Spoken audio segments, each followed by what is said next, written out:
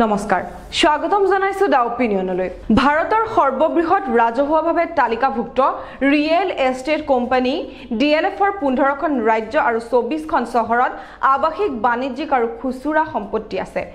ভাৰতীয় ষ্টেট বেংকে উচ্চতম ন্যায়ালয়ক দিয়া তথ্য অনুসৰি ডিএলএফ গ্ৰুপে 2019 চনৰ অক্টোবৰৰ পৰা 2022 চনৰ নৱেম্বৰৰ ভিতৰত বিজেপিক 170 কোটি টকা নিৰ্বাচন বণ্ডৰ জৰিয়তে আগবঢ়াইছিল DLF Commercial Developers Limited, DLF Garden, City Indoor Private Limited আৰু DLF Luxury Homes Limited এই বণ্ডসমূহ ক্ৰয় কৰিছিল এই সকলোবোৰ বণ্ডৰ একমাত্ৰ হিতাধিকাৰী দল আছিল বিজেপি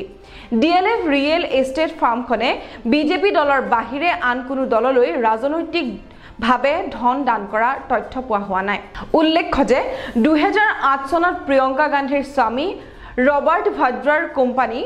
স্কাইলাইট হস্পিটেলিটিয়ে গুৰুগ্ৰামৰ 3.5 একৰ মাটি 7.5 কোটি টকাত ক্ৰয় কৰিছিল কেইমাহমানৰ পাছত ডিএলএফে 7 গুণ অধিক মূল্যত অৰ্থাৎ 58 কোটি টকাত প্লটটোৰ ভদ্ৰাৰ পৰা ক্ৰয় কৰি লয় সেই সময়ত হাৰিয়ানাত কংগ্ৰেছ দলৰ মুখ্যমন্ত্ৰী ভূপিন্দৰ সিং হুডাই ভদ্ৰাক মাটি ক্ৰয়ৰ ক্ষেত্ৰত সুবিধা কৰি দিছিল বুলি অভিযোগ শুনা যায় কিন্তু 2012 চনত হাৰিয়ানা চৰকাৰে ভদ্ৰাৰ মালিকাধীন কোম্পানীয়ে ডিএলএফৰ লগত কৰা মাটি ক্ৰয় চুক্তি বাতিল কৰি মালিকী স্বত্ব হস্তান্তৰ বাতিল কৰিবলগীয়া হয়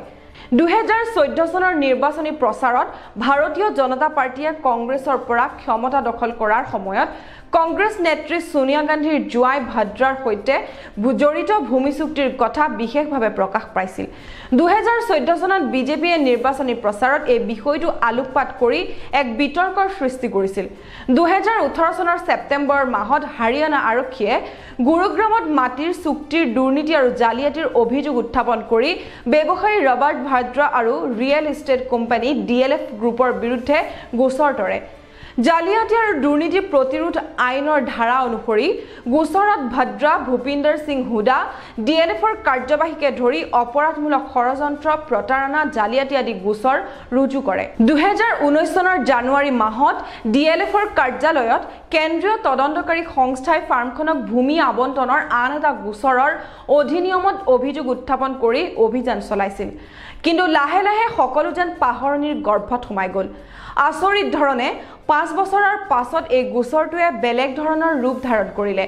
ৰাজ্যৰ বিজেপি চৰকাৰে 2023 চনৰ এপ্ৰিল মাহত উচ্চ ন্যায়ালয়ত কয় যে এই চুক্তিসমূহত কোনো ধৰণৰ নিয়ম উলংঘা হোৱা নাই ইলেক্ট্ৰল বণ্ডৰ গোচৰ খোলুচা হওঁতেহে এতিয়া বুজা গ'ল বিজেপি দলে ডিএলএফৰ পৰা 2019 চনৰ অক্টোবৰৰ পৰা